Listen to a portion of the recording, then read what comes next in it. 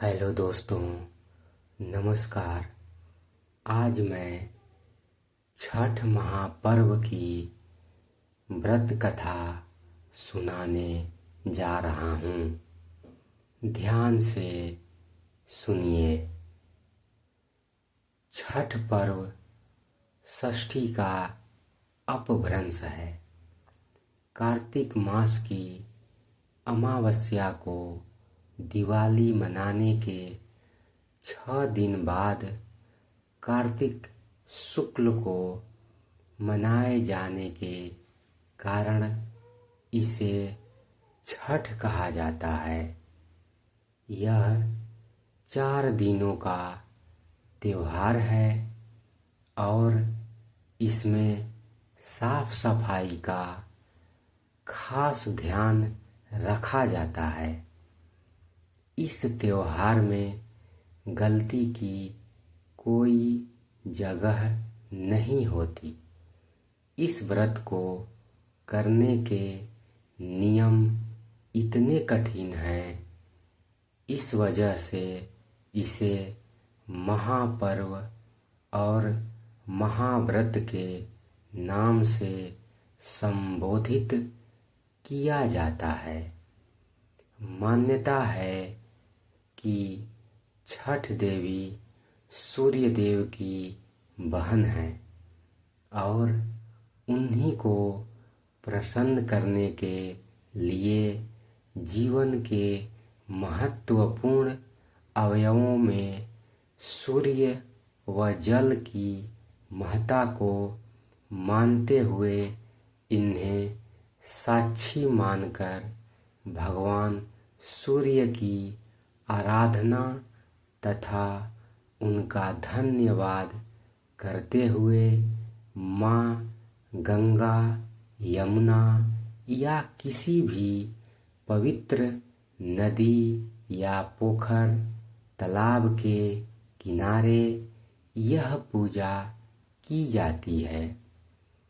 षष्ठी माँ यानी छठ माता बच्चों की रक्षा करने वाली देवी हैं।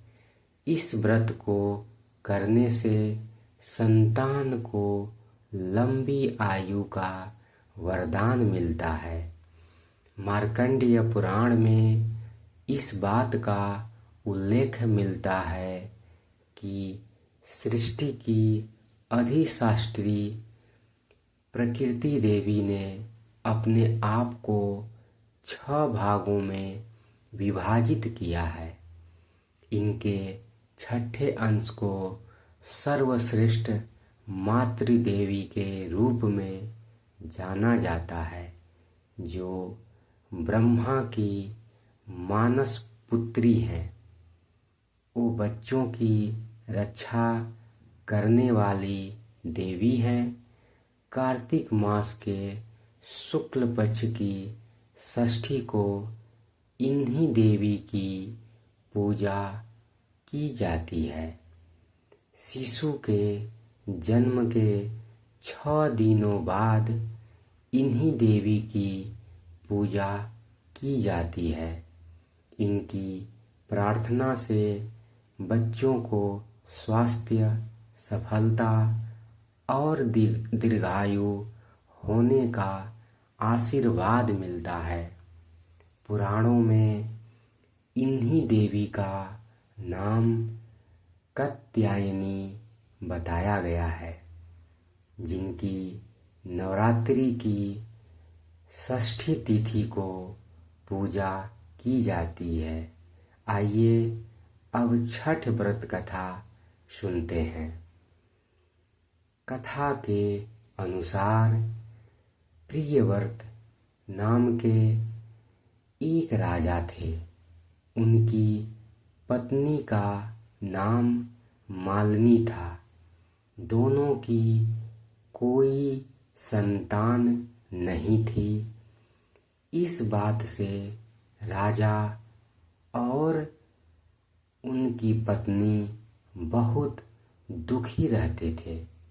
उन्होंने एक दिन संतान प्राप्ति की इच्छा से महर्षि कश्यप द्वारा पुत्रष्टि यज्ञ करवाया। इस यज्ञ के फलस्वरूप रानी गर्भवती हो गई। 9 महीने बाद संतान सुख को प्राप्त करने का समय आया तो रानी को मरा हुआ पुत्र प्राप्त हुआ। इस बात का पता चलने पर राजा को बहुत दुख हुआ। संतान शोक में वह आत्महत्या का मन बना लिया। लेकिन जैसे ही राजा ने आत्महत्या करने की कोशिश की, उनके सामने एक सुंदर देवी प्रकट हुई। देवी ने राजा को कहा कि मैं षष्ठी देवी हूँ। मैं लोगों को पुत्र का सौभाग्य प्रदान करती हूँ।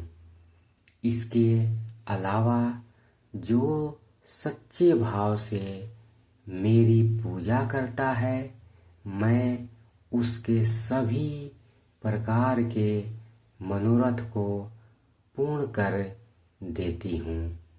यदि तुम मेरी पूजा करोगे तो मैं तुम्हें पुत्र रत्न प्रदान करूँगी।